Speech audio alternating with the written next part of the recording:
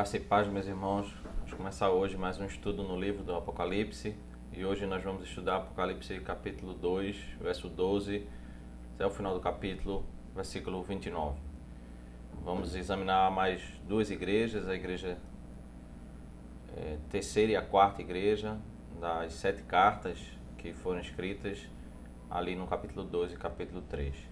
Nós já vimos aqui no estudo passado e destacamos isso, que as duas primeiras cartas, tanto Éfeso como Esmirna, elas são cartas que destacam que as igrejas estão em caminhos bem opostos, bem diferentes. A igreja de Éfeso, ainda que mencionada várias virtudes da igreja, ela é marcada por um esfriamento, sinais de declínio, e a igreja de Esmirna, ela é destacada pela fidelidade.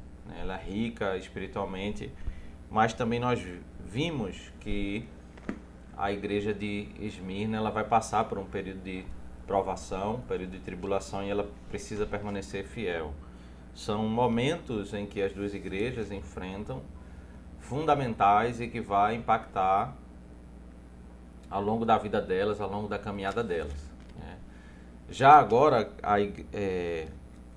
a igreja terceira e a quarta, a igreja de Pérgamo e a igreja de Tiatira, nós vamos ver que são igrejas muito semelhantes, problemas muito semelhantes, e nós vamos tentar analisar elas duas juntas e tentar extrair algumas lições a partir da carta que foi escrita tanto para Pérgamo quanto a carta que foi escrita para Tiatira. Em primeiro lugar, olhando para Apocalipse capítulo 2, verso 12 ao verso 17, nós vemos a carta à igreja de Pérgamo.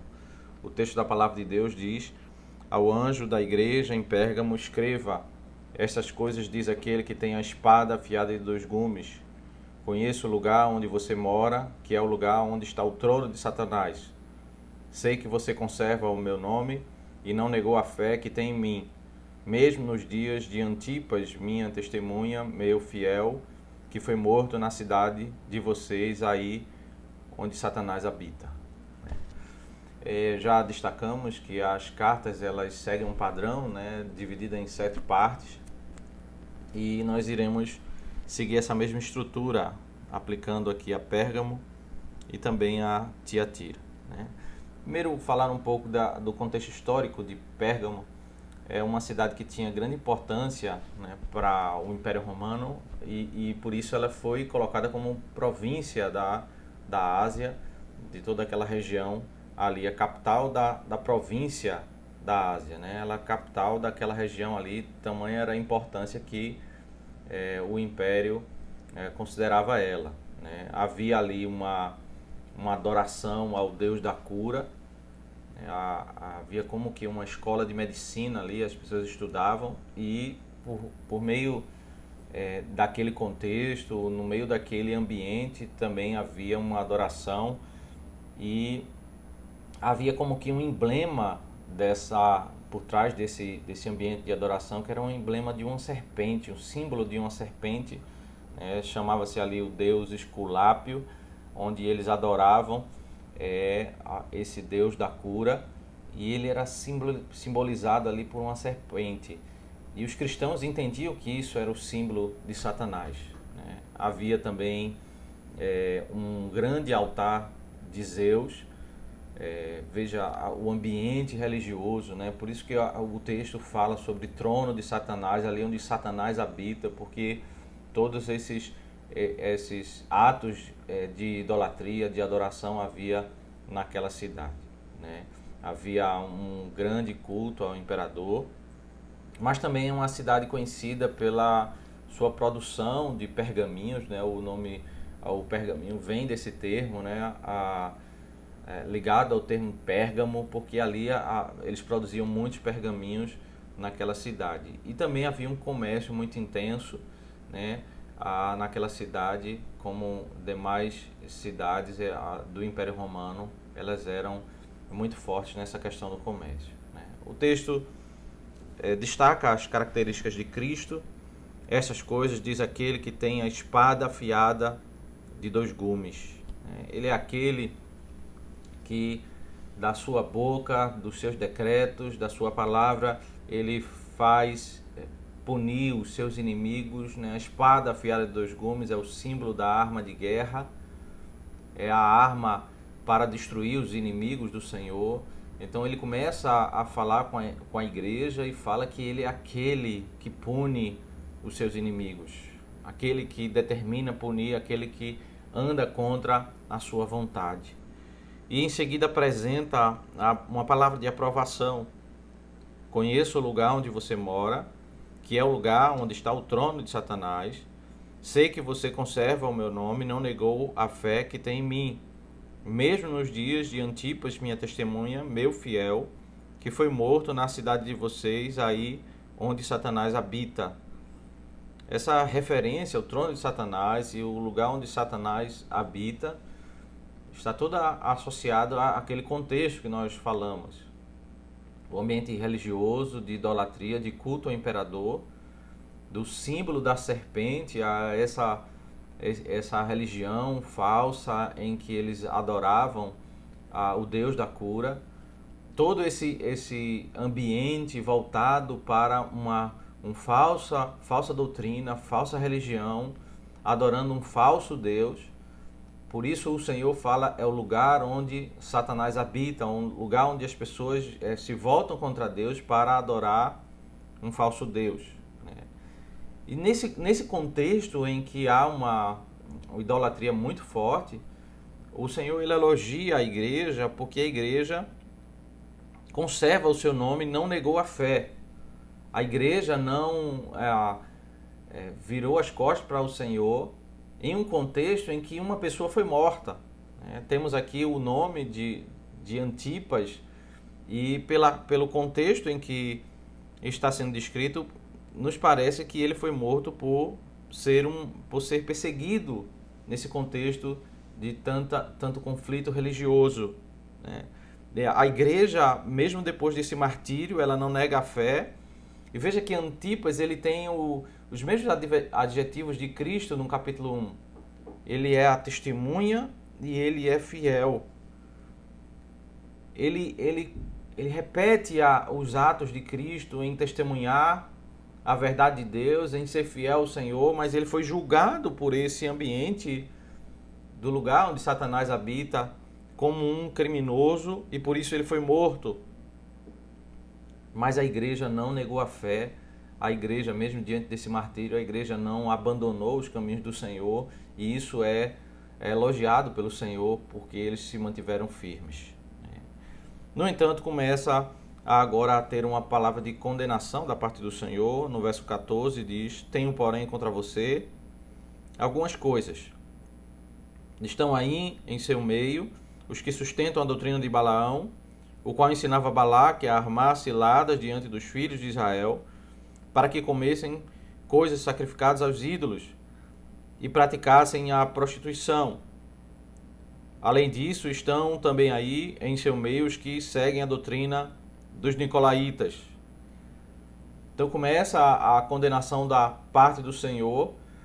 E veja que alguns entendem que ainda que a igreja não negou o Senhor por causa do martírio, aquele martírio ele mexeu com a vida da igreja, porque é como se a igreja, a partir daquele cenário difícil, ela começou a seguir por um caminho conciliatório com o contexto de conflito que havia com o Império Romano, com aquele ambiente de idolatria que exaltava o culto ao imperador no contexto do Império Romano.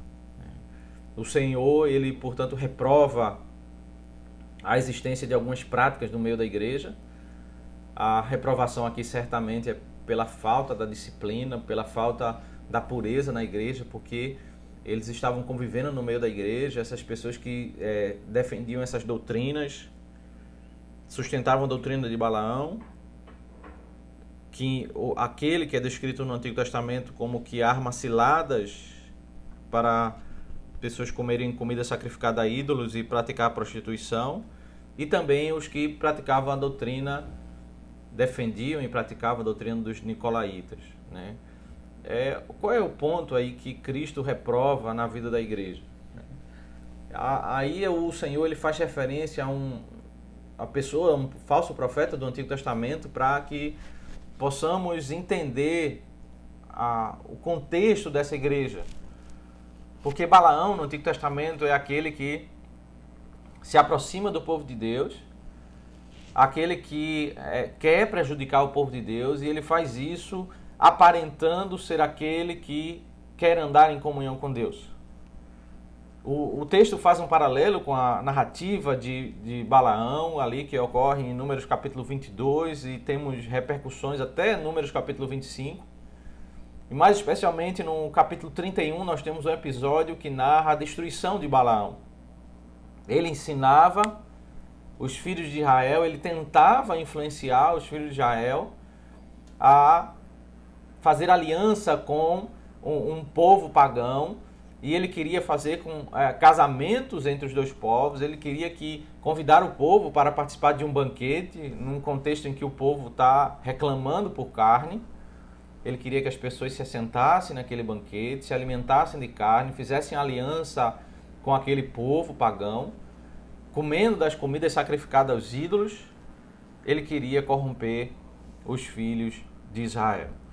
Balaão ofereceu um banquete, ofereceu aliança com casamentos, relacionamentos imorais. Tudo isso tinha um paralelo na estrutura dessa igreja, porque nessa igreja haviam pessoas que entravam no meio da igreja e diziam que não havia problema nenhum você participar dessas festividades cívicas que haviam, em que ali tinha comidas sacrificadas aos ídolos. A pessoa participava daquela comida sacrificada aos ídolos simplesmente para não ter prejuízos financeiros. Veja que o grande tema ali que está por trás da estratégia de Balaão é que ele quer ter lucros.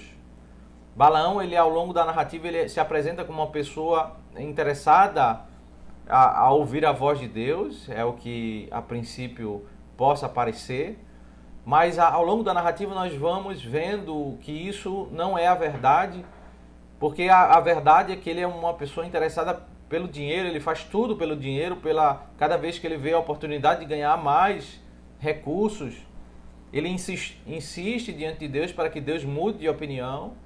Ele quer tentar amaldiçoar o povo de Israel, até que em Números capítulo 25 ele ali faz uma estratégia de destruição do povo, colocando mulheres para que o povo caia na imoralidade, na prostituição. E Números capítulo 31 nos esclarece que quem está por trás de todo esse projeto é Balaão. Balaão, ele desejava destruir o povo do Senhor com esse relacionamento, né, com a prática dos ímpios, as comidas sacrificadas aos ídolos e os casamentos, os relacionamentos imorais. Os nicolaítas, provavelmente um dos seguidores, são os seguidores de um dos 7 diáconos lá de Atos capítulo 6. E eles participavam também, eles defendiam a participação nessas festas cívicas onde havia a participação de comida sacrificada aos ídolos, né? Alguns entendem que eles seriam um grupo mais ameno do que os seguidores de Balaão, mas também eles defendiam o envolvimento nessas festas cívicas, o envolvimento da igreja com o mundo, de tal modo que para eles não havia problema, né, a cantar o hino ao imperador, a participar dessa comida sacrificada aos ídolos. Alguns iam mais intensamente, aí provavelmente são os seguidores de Balaão que também se envolviam em atos de imoralidade sexual. Mas a palavra do Senhor, a igreja, esses que têm esse grupo de pessoas que convivem no meio deles, que defendem esse relacionamento da igreja com o mundo, com a imoralidade, com práticas dentro de um culto religioso pagão, que é descrito pelo Senhor como o lugar onde Satanás habita. O Senhor diz no verso 16: portanto, arrependa-se, senão irei até aí sem demora e lutarei contra eles com a espada da minha boca. O Senhor, ele fala àqueles que estão no meio da igreja, que estão fazendo isso e estão tentando influenciar mais e mais a igreja a ter esse relacionamento com essas festividades pagãs. A palavra é contra esses que tentam conciliar trevas e luz. Esses que defendem uma relação mais estreita entre o povo do Senhor e uma cultura pagã, com suas práticas imorais. Essa palavra é para a igreja, para que a igreja tome uma decisão em proteção para com esses membros, porque se a igreja não tomar uma iniciativa e não cuidar e zelar por esses que estão se apartando, eles terão como inimigo o próprio Senhor. O Senhor virá e lutará contra eles com a espada da sua boca. Aquilo que é descrito como característica do Senhor lá no início da carta, da sua boca sai uma espada afiada de 2 gumes. Essa espada agora vai se voltar contra os próprios membros da igreja, se eles não forem disciplinados, se eles não forem tratados e abandonarem os seus caminhos, eles terão como inimigo o próprio Senhor. Daqui nós tiramos uma lição muito importante. O papel, né, de proteção da disciplina. A disciplina, ela faz um auxílio para uma restauração, ela faz um ato de amor dos líderes para com os membros da igreja, para que eles não se apartem mais, eles se arrependam dos seus caminhos e eles não avancem para se encontrar com o Senhor em ira. Veja, o Senhor está dizendo para a igreja que a igreja deve se arrepender, senão o Senhor ele vai, sem demora, vir lutar contra esses que estão indo pelo caminho da rebeldia. O Senhor tem contra a igreja que a igreja tolera, que a igreja preserva no meio dela pessoas com ensinos e práticas equivocadas. E quando a igreja não toma a iniciativa de disciplinar e proteger esses membros eles são como que abandonados para serem visitados pela ira de Deus. O próprio Senhor Jesus Cristo, ele vem e ele aplica aquilo que é descrito como a espada afiada de 2 gumes, um instrumento de guerra, a sua ira.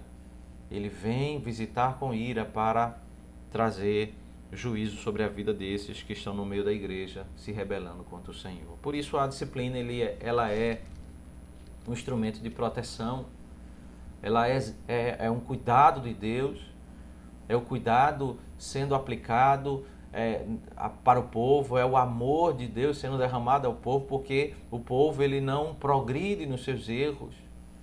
O povo é auxiliado a caminhar na vontade de Deus, a ser protegido, a ser cuidado, a ser guardado. É tratado como um filho que tem o zelo do seu pai em não deixar ele avançar para longe da parte do Senhor. Em seguida, no verso 17, o texto diz: quem tem ouvidos, ouça o que o Espírito diz às igrejas. Ao vencedor darei do maná escondido, também lhe darei uma pedrinha branca, e sobre essa pedrinha um novo nome escrito, o qual ninguém conhece, exceto aquele que o recebe. Depois da exortação e da ameaça, aqui nós temos a parte final do texto, no verso 17, que temos a promessa, em um contexto em que as pessoas estavam convidando para participar desses banquetes e prometiam portas abertas para o comércio. Se você participa desses banquetes, se você participa dessas festividades em honra ao imperador, você pode trabalhar nos sindicatos, você pode estabelecer ali o seu comércio, você pode ter lucros, e no Império Romano havia muitos lucros, mas aqui nós temos a promessa da parte do Senhor. O Senhor, aqueles que têm ouvidos, aqueles que são diferentes daquele contexto de Isaías capítulo 6, quando o Senhor chama o profeta e diz que eles têm ouvidos, mas eles não querem ouvir. Aqueles que estão com o coração quebrantado querem ouvir a voz do Senhor. O que o Espírito diz às igrejas, não somente à igreja de Pérgamo, mas a todas as igrejas. O Senhor diz para nós: ao vencedor darei do maná escondido. O que é, meus irmãos, a verdadeira vitória? O que é ser o grande vencedor na nossa jornada da vida? O Senhor ele promete dar o maná escondido. Havia uma lenda judaica. Isso está registrado em escritos judaicos sobre esses termos, o maná escondido, né? Essa esperança do povo de Deus repousava sobre as informações de que, no contexto da queda do Templo de Salomão, isso tem registrado em escritos judaicos, o profeta Jeremias recebeu uma orientação da parte de Deus para pegar a Arca da Aliança, e ali dentro da Arca havia o maná, e esconder debaixo da terra no Monte Sinai, para esperar o tempo da consumação, quando seria tirada a Arca e o maná escondido, e ali eles usufruiriam do momento, do grande banquete na presença do Senhor. Nós não queremos entrar no mérito aqui da veracidade dessas informações, de que o Senhor falou com o profeta Jeremias, porque isso não está nas Escrituras. Mas o ponto é que havia essa lenda, havia essa esperança. Quando eles falavam sobre maná escondido, eles estavam falando sobre a esperança da consumação, a esperança de sentar-se à mesa com o Senhor e se alimentar dele e usufruir da comunhão intensa com o Senhor. No contexto em que o Império Romano oferece tantos benefícios para aqueles que vão participar daquele banquete, o Senhor ele pega essa terminologia que era comum na época para falar, olha, há um banquete, há algo melhor, há algo mais importante para o povo de Deus. E esse momento vai ser usufruído para aqueles que vencem, aqueles que andam em comunhão com o Senhor. A ideia desse maná escondido é exatamente participar do banquete final, não o banquete que Balaão ofereceu no Antigo Testamento. Quando o povo estava reclamando por carne, Balaão oferece uma proposta, um grande churrasco de carnes oferecida aos ídolos para haver uma conciliação e talvez evitar a guerra. A proposta de Roma de comer daquele banquete e ter lucros nos negócios. Não esses dois tipos de banquete, mas é o banquete da comunhão eterna com o Senhor. Também daria uma pedrinha branca. A pedra branca e sobre essa pedrinha um novo nome escrito, o qual ninguém conhece, exceto aquele que o recebe. A pedra branca ela era dada no contexto dos tribunais judaicos, era usada para indicar a absolvição da pessoa, aquele que não tinha culpa sobre sua vida. Enquanto que as pessoas que não participavam das festividades, elas eram repudiadas, eram condenadas, e é o caso de Antipas, aquele que é fiel, aquele que é a testemunha do Senhor. Eles eram condenados pela sociedade, condenados pelos sindicatos, rejeitados a ter uma vida profissional. Aqui o Senhor promete, aqueles que se permanecem fiéis, eles vão receber do Senhor a pedrinha branca, eles não vão ter culpa, eles não vão ser rejeitados por toda a eternidade. Um novo nome, o novo nome aqui é o nome de Cristo sobre as nossas vidas. O novo nome significa ter uma nova posição. Se aqueles que eram fiéis ao Senhor eram renegados pela sociedade, eles não eram recebidos, o novo nome na eternidade nós teremos diante do Senhor. Teremos uma nova posição, uma vida eterna de deleite na presença do Senhor. O ponto aqui na igreja de Pérgamo, a carta descrita para a igreja de Pérgamo é que nós não podemos ter as duas coisas. Ou nós temos aliança com Roma, ou nós queremos os benefícios de Roma, de vida no comércio, e nós nos apartamos de Deus e temos o Senhor irado contra as nossas vidas, e Ele vem com a espada afiada de 2 gumes contra a nossa vida. Ou nós temos uma aliança verdadeira com o Senhor, e o Senhor promete comunhão íntima com Ele, nos assentarmos à mesa e usufruirmos do maná escondido.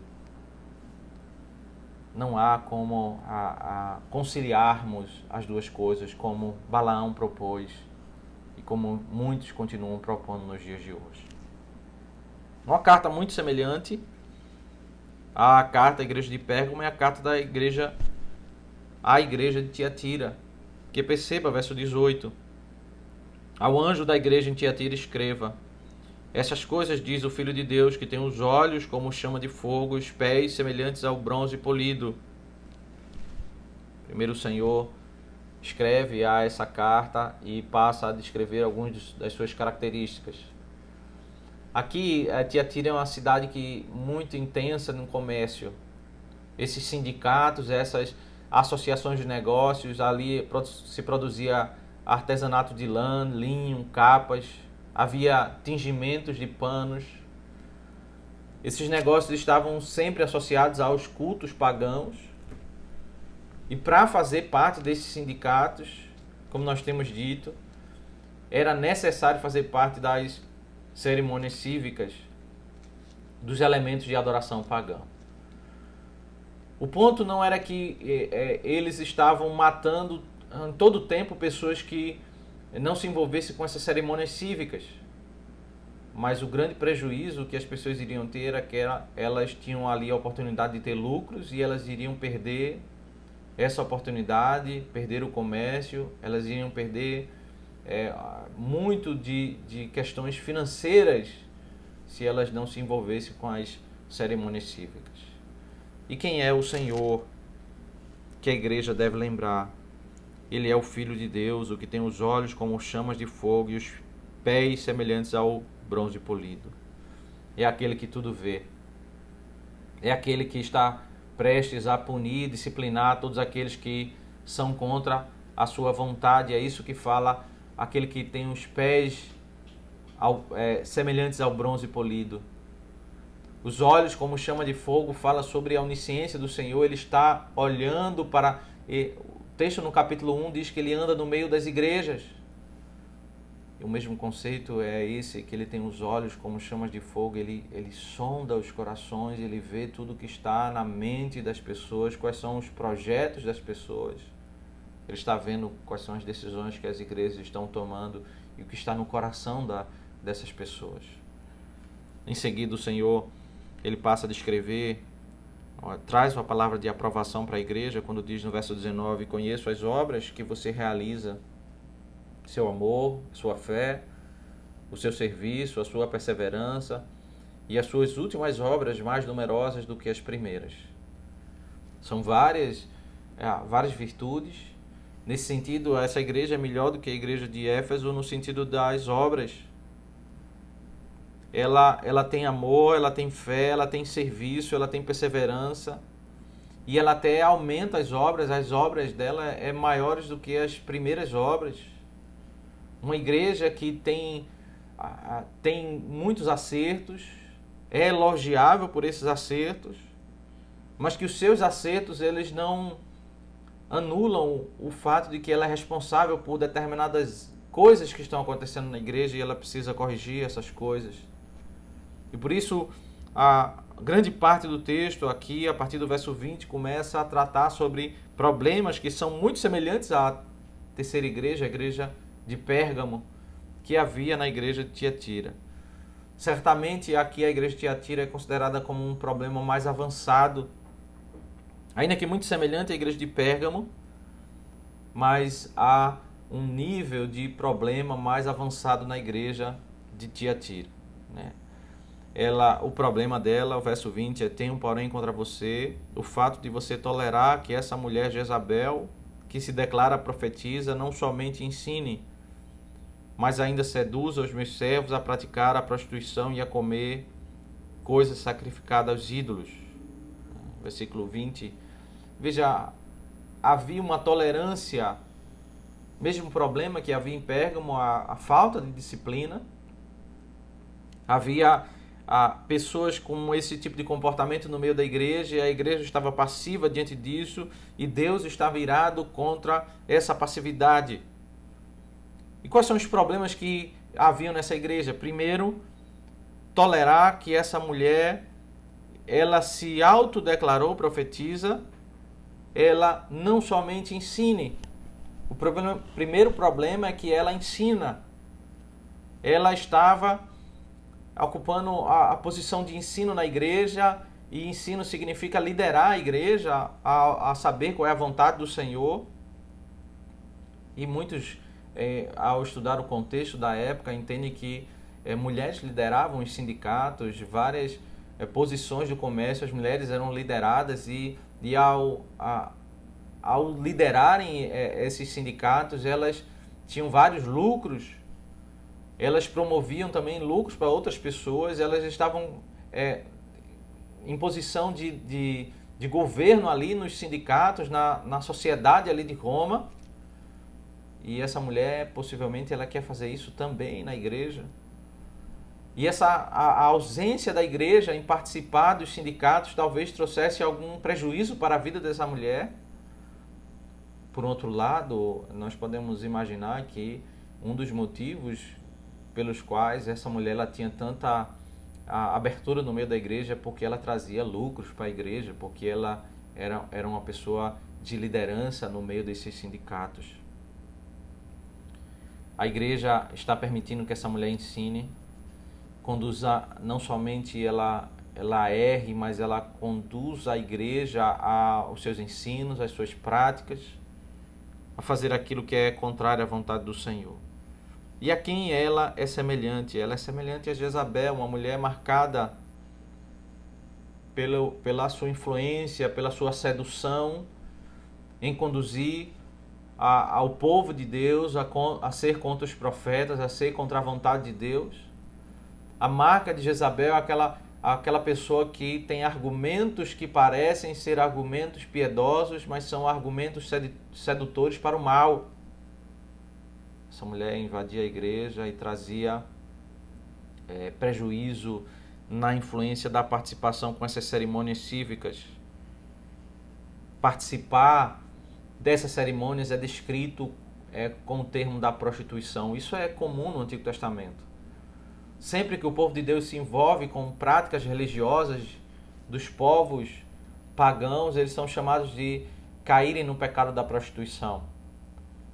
É evidente que nessas festas, além do hino ao imperador, além da carne sacrificada, haviam pessoas que ainda avançavam e tinham literalmente atitudes de prostituição quando se deitavam com mulheres, com prostitutas. Mas o texto ele narra que só o fato de participar dessas festividades, de ter associação com essa doutrina pagã, essa religião falsa, isso era um ato de prostituição. Jezabel queria conciliar a igreja com essas festividades e isso era a prática da prostituição. E ela entrava na igreja e com esse discurso conciliatório nós precisamos continuar crentes, mas também participar dessas festividades. Ela seduzia as pessoas a não verem problema, a entenderem a importância de participar da cultura, de se envolver num negócio. Mas o Senhor diz no verso 21, dele tempo para que se arrependesse. Porém, ela não quer se arrepender da sua imoralidade. Ela continua na igreja, aqui a palavra do Senhor, de que o Senhor deu tempo para ela se arrepender, mas esses conceitos estão como que entranhados no coração dela. A rebeldia está no coração dela, ela não quer ouvir, ela não quer se arrepender, ela continua praticando os seus conceitos, ela continua defendendo esses ensinos no seio da igreja para a sua própria destruição. O silêncio do Senhor não significa aprovação. O ato dessa mulher fazer coisas erradas e ela não ser punida imediatamente, ela não ser destruída imediatamente, não significa que o Senhor está aprovando o seu comportamento. O silêncio do Senhor pode significar um tempo de misericórdia para que a pessoa se arrependa dos seus pecados, se volte para Deus e viva a vontade do Senhor. Agora a palavra de ameaça, depois da palavra de reprovação, verso 20 ao 21. Nós temos no verso 22, eis que farei com que fique acamada e que trarei grande tribulação aos que com ela adulteram, caso não se arrependam das obras que ela incita. Matarei os seus filhos e todas as igrejas saberão que eu sou aquele que sonda mentes e corações e retribuirei a cada um de vocês segundo as suas obras. O Senhor, ele olha depois do tempo dado para arrependimento, não havendo arrependimento, o Senhor visita com juízo, visita com ira aqueles que professavam a fé, eles iriam receber a visitação da parte de Deus, aquele que tem os olhos como chamas de fogo, que sonda os corações e sabe o que está por trás desses argumentos falsos. Ele vai visitar com os pés polidos como o bronze para julgar, para punir. Haverá pessoas acamadas, existirão pessoas agora que vão morrer. Os filhos de Jezabel são os seus seguidores, os que bebem da sua doutrina, os que foram enganados por ela, que rejeitaram a palavra do Senhor. Alguns morrerão, para que a igreja entenda que o Senhor é aquele que sonda mentes e corações. É aquele que olha o que está por trás dos argumentos sedutores, que tentam defender a conciliação como se fosse algo sábio, algo bom entre a igreja e o mundo. Os argumentos que parecem ser argumentos da parte de Deus, que falam sobre amor, falam sobre paz, mas que defendem a igreja colocar as mãos em caminhos tortuosos contrários à vontade do Senhor.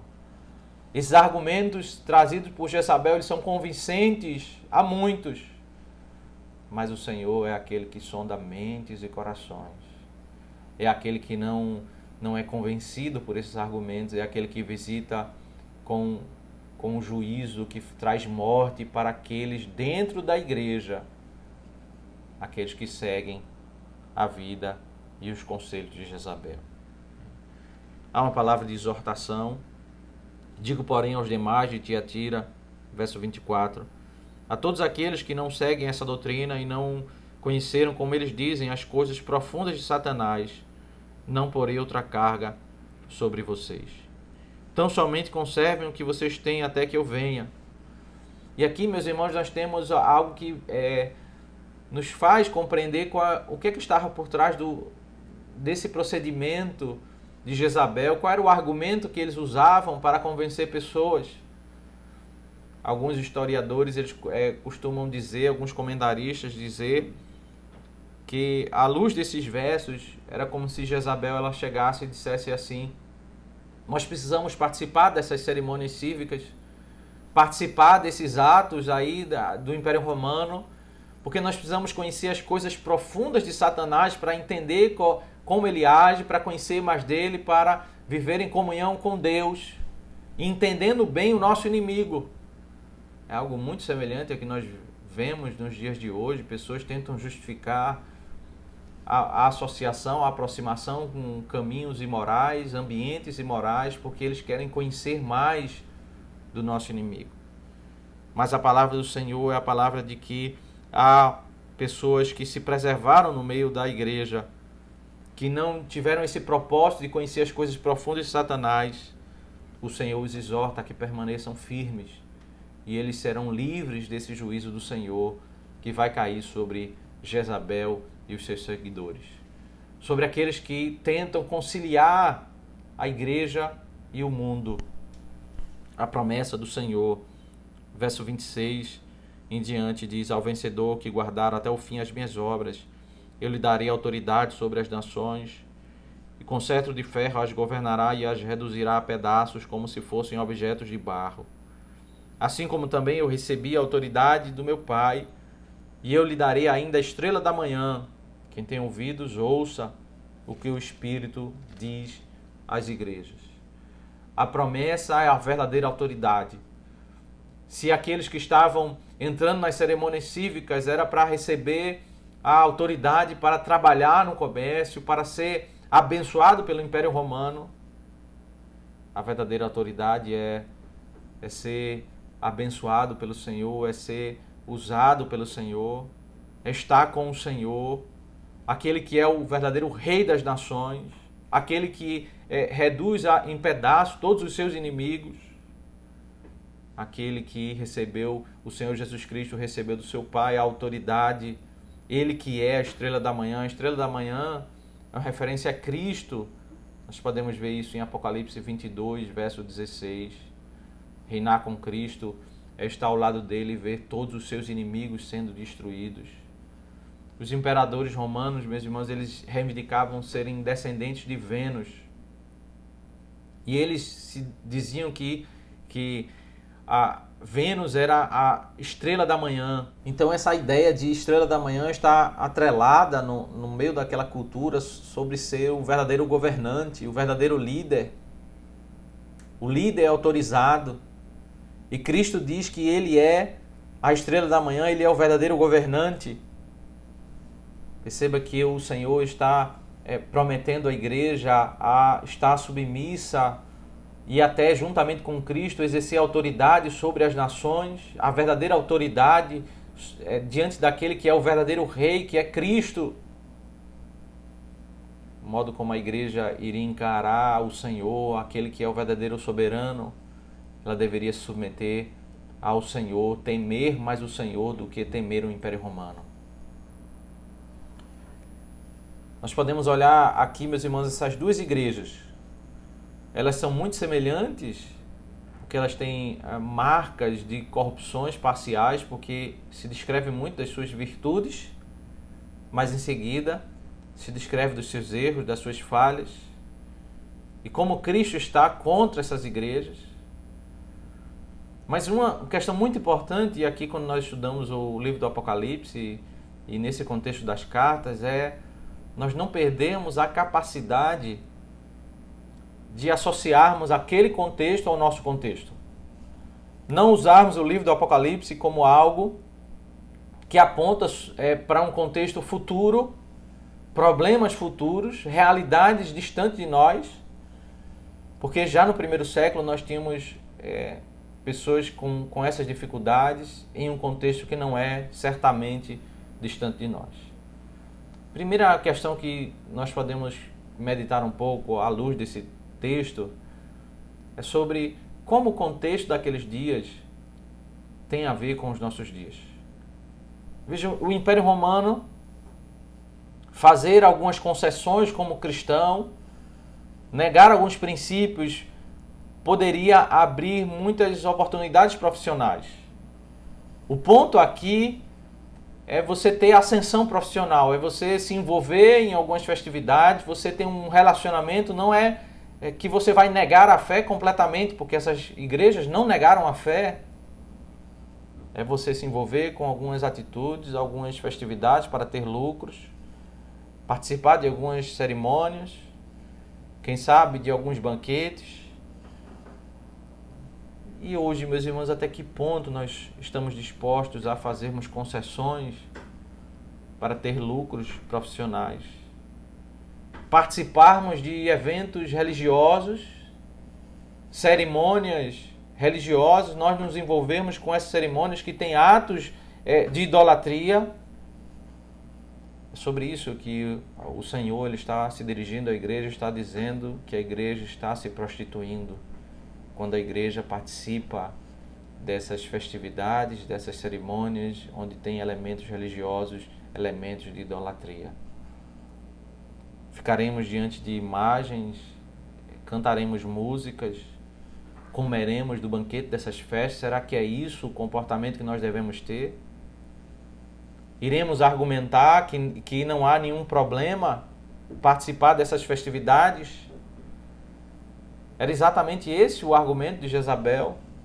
Tentar conciliar a vida na fé, não negar a fé, a vida no meio da igreja, no povo do Senhor, e participar desses eventos com idolatria, essas festividades, esses banquetes, para não ter problemas na nossa vida profissional.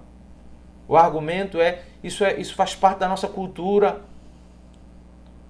Ou será que nós não temos condições de percebermos como esse contexto do primeiro século do Império Romano é semelhante aos nossos dias, contexto que vivemos? Uma segunda questão que nós precisamos meditar aqui é como é que é a característica daquelas igrejas, especialmente essas duas que nós examinamos, Pérgamo e Tiatira. Ela é semelhante às igrejas dos nossos dias. Elas têm virtudes, elas são igrejas com obras, amor, fé. Nós não podemos olhar para essas igrejas entendendo que elas são igrejas completamente contrárias à vontade de Deus, porque elas têm virtudes, elas são elogiadas pelo Senhor, aquele que anda no meio das igrejas. Aquele que tem os olhos como chamas de fogo, aquele que sonda os corações. Ele vê as virtudes da igreja, ele vê como a igreja muitas vezes até aumenta as obras. Tem obras maiores do que as primeiras obras. Por outro lado, essas igrejas, especialmente Pérgamo e Tiatira, elas são igrejas com problemas em aplicar a disciplina. É um contexto em que vivemos nos dias de hoje, cada vez mais difícil essa verdade bíblica da parte do Senhor. O Senhor diz, por que vocês toleram isso? E há também um contexto muito semelhante, porque há pessoas que surgem no meio da igreja, pessoas como nicolaítas, como seguidores de Balaão e como seguidores de Jezabel, que tentam influenciar a comunidade a participarmos dessas festividades imorais, para nos envolvermos em uma cultura pagã. E o argumento não é chamando pessoas para negar a fé, mas o argumento é não há nenhum problema em nos envolvermos com essa cultura. Faz parte da nossa sociedade, nós precisamos nos envolver, nós precisamos estar juntos. O argumento de se envolver com o mundo, ele está presente em nossas igrejas, devemos pensar sobre isso. Acima de tudo, meus irmãos, há um terceiro conceito que nós devemos estabelecer muito forte em nossos corações, é que o Cristo daqueles dias é o mesmo Cristo dos nossos dias. Cristo que vê tudo, que ele elogia as nossas virtudes e denuncia os nossos erros. Cristo que, ao elogiar as virtudes, ele não anula os erros que ele vê na vida da igreja. Não existe uma espécie de compensação. As virtudes, sem dúvida, são elogiadas, são apreciadas, mas elas não justificam os nossos erros. Cristo que fala que vai visitar a igreja com juízo, se ela não se arrepender dos caminhos perversos que ela está tomando. Cristo que fala que vai visitar com os pés de bronze, um símbolo do juízo, a espada afiada de 2 gumes, a arma de guerra. Ele vai visitar a própria igreja, porque a igreja está tentando ter relacionamento com o mundo, com participar de festividades com elementos de idolatria, participar de festividades onde há os banquetes de comidas sacrificadas a ídolos. Ponto, meus irmãos, a partir dessa perspectiva bíblica de quem é o Senhor, o mesmo Senhor desde toda a eternidade, o Senhor imutável. Como isso me faz temer o seu santo nome? Como isso me faz... O que é que me traz à mente quando o Apocalipse diz que o Senhor ele anda no meio das igrejas? Certamente deve ser a mensagem de graça e misericórdia. Ele está perto de nós, ouvindo as nossas dores, ouvindo o nosso clamor. Ele está nos protegendo, Ele está nos guardando. Mas, por outro lado, deve nos trazer também a memória. Ele está andando no meio da igreja, sondando os nossos corações, vendo os nossos argumentos, vendo as nossas escusas, as nossas defesas, que tentam justificar a nossa associação com práticas perversas, com conceitos perversos. Como isso deve nos fazer entender que o mesmo Cristo que está descrito aqui no livro de Apocalipse é o Cristo que está vendo e sondando o meu coração. Isso deve me fazer temer o seu santo nome. Que o Senhor Deus nos abençoe e nos faça conhecer mais da sua verdade e do próprio Cristo. Isso nós devemos considerar em nossas vidas, né? Vamos orar ao Senhor. Senhor nosso Deus, nós te damos graças pela tua boa mão sobre nossas vidas. Damos graças a Deus porque se há virtudes no meio do teu povo, na tua igreja, porque o Senhor mesmo, ó Deus, tem um mérito nisso. O Senhor mesmo é quem nos abençoa e nos guarda. O Senhor tem nos protegido e nos guardado. O Senhor tem guiado as nossas vidas. Mas os nossos erros, ó Deus, nós somos responsáveis. Nós temos muitas vezes nos apartado de Ti. O que te pedimos, ó Deus, é que o Senhor ilumine os nossos olhos, o Senhor abra os nossos corações para percebermos, ó Deus, que Tu és o mesmo ontem, hoje e sempre. Que o Senhor nos mostre, ó Deus, segundo a Tua boa mão, para nós entendermos a Tua vontade e andarmos na tua luz, Senhor.